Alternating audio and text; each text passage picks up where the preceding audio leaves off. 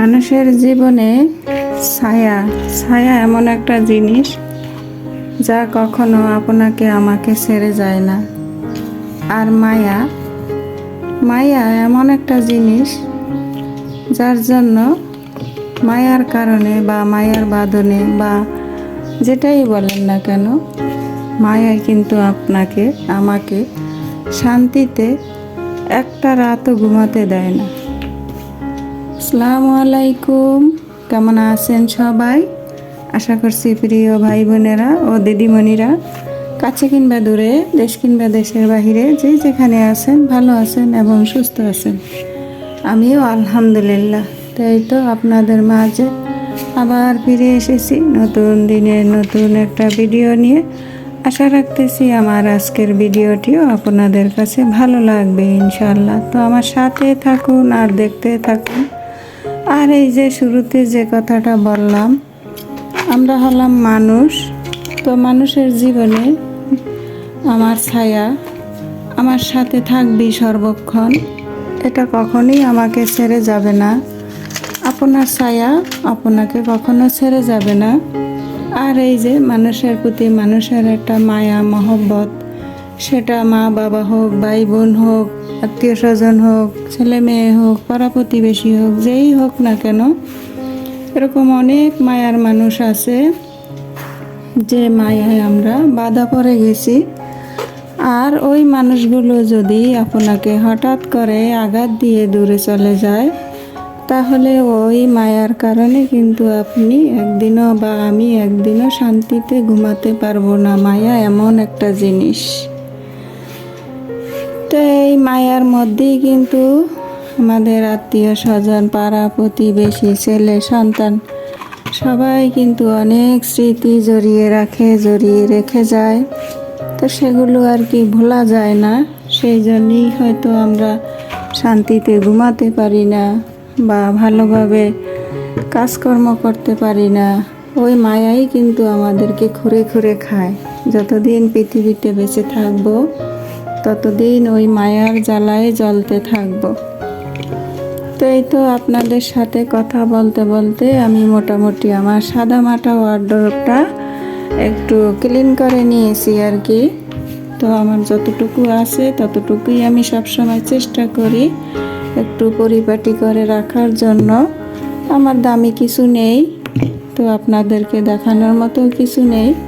যতটুকু আছে ততটুকু নিয়েই আমি আলহামদুলিল্লাহ ভালো আছি। সবাই ভালো থাকেন যে যার জায়গা থেকে, সবসময় এই দোয়াটাই আমি করি।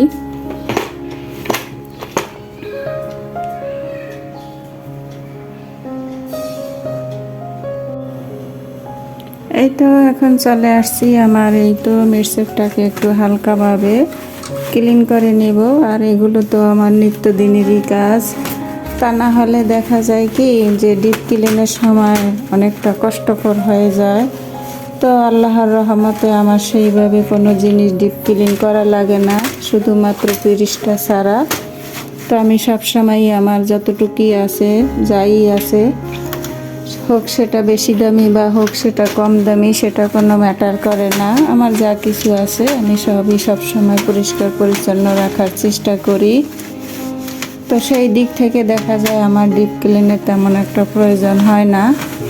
তো আমার আপুরা, ভাইয়ারা, দিদিমণিরা যে যেখানে বসে আমার এই ভিডিওটি দেখছেন, তো দেখার শুরুতেই প্লিজ একটা লাইক দিয়ে পুরো ভিডিওটি দেখে নেবেন। সবাই সবাইকে সাপোর্ট করবেন, তাহলে আমরা সবাই একসাথে এগিয়ে যাব ইনশাআল্লাহ। কেউই পিছিয়ে থাকবো না। আর এই তো আপনাদের সাথে কথা বলতে বলতে মোটামুটি আমি মিরসিপটাকে ক্লিন করে নিয়েছি।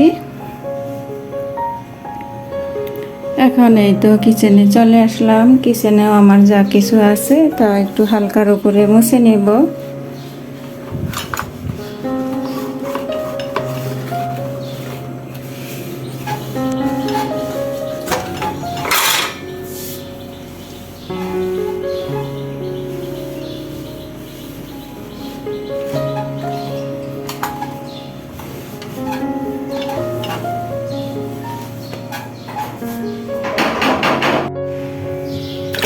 মোটামুটি হাতের কাজগুলো সেরে নিয়েছি। আর এই তো রান্না বান্নার প্রিপারেশন নিচ্ছি।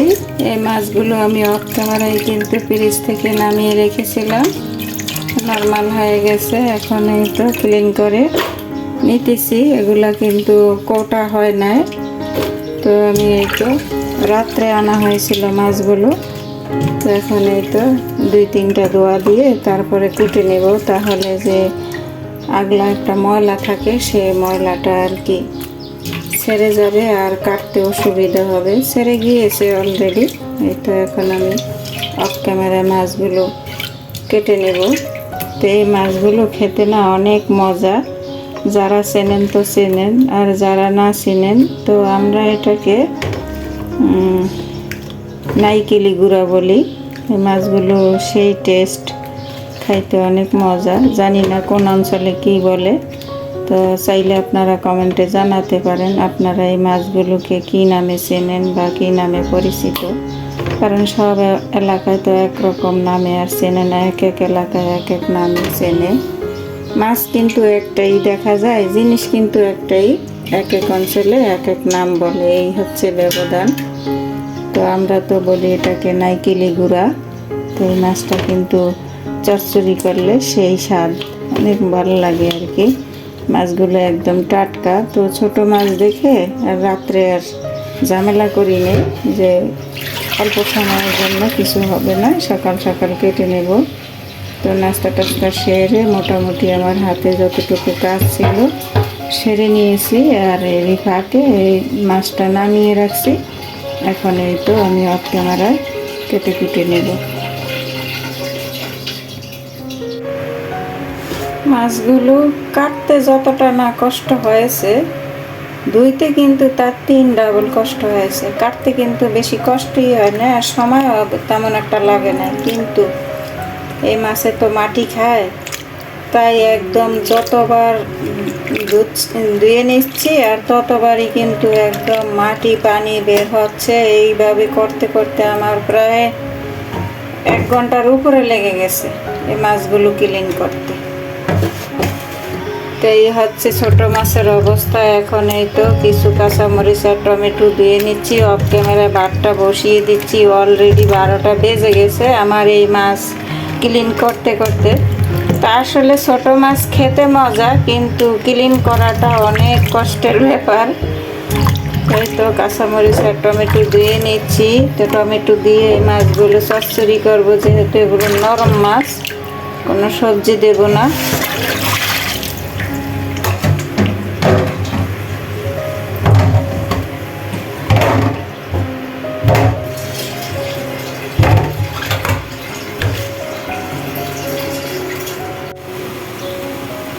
অফ ক্যামেরায় এই তো মাছটা বসিয়ে দিলাম রান্না করার জন্য। তো এটা ভিডিও ক্লিপ নেওয়ার সুযোগ পাইনি, তাড়াহুড়া করে বসিয়ে দিয়েছি। তো আমার সব আপুরাই কিন্তু রান্নাবান্না জানে, আমার থেকেও ভালো রান্না করতে পারে। তো এই তো মাছটা কষানো হয়ে গেলে তারপরে টমেটোগুলো দিয়ে দেব।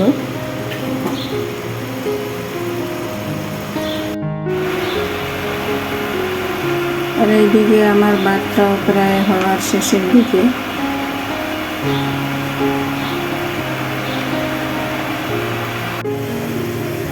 আর এইদিকে আমি ডালটা ধুয়ে নিচ্ছি। আমাদের বাসায় ডাল না হলে তো চলেই না। তো ভাতটা উঠিয়ে আমি ডালটা বসিয়ে দেব।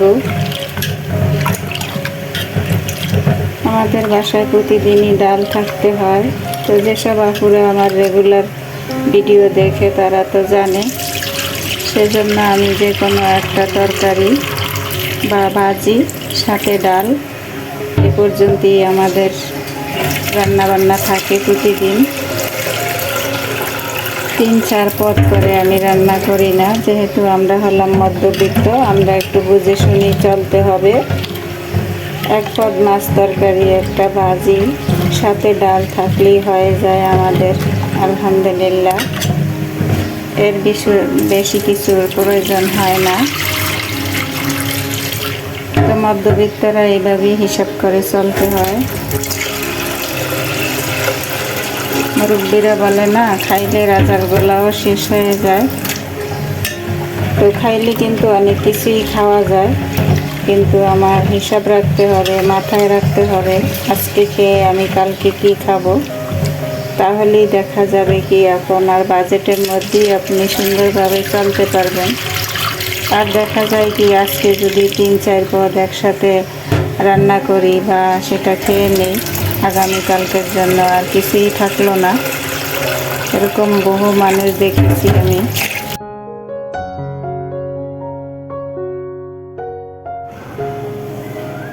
অলরেডি জোহরের আজান পড়ে গেছে আর আমার রান্নাও শেষ ইনশাআল্লাহ। এই তো দেখুন মাশাআল্লাহ গুঁড়া মাছটা রান্না কতটা লোভনীয় হয়েছে।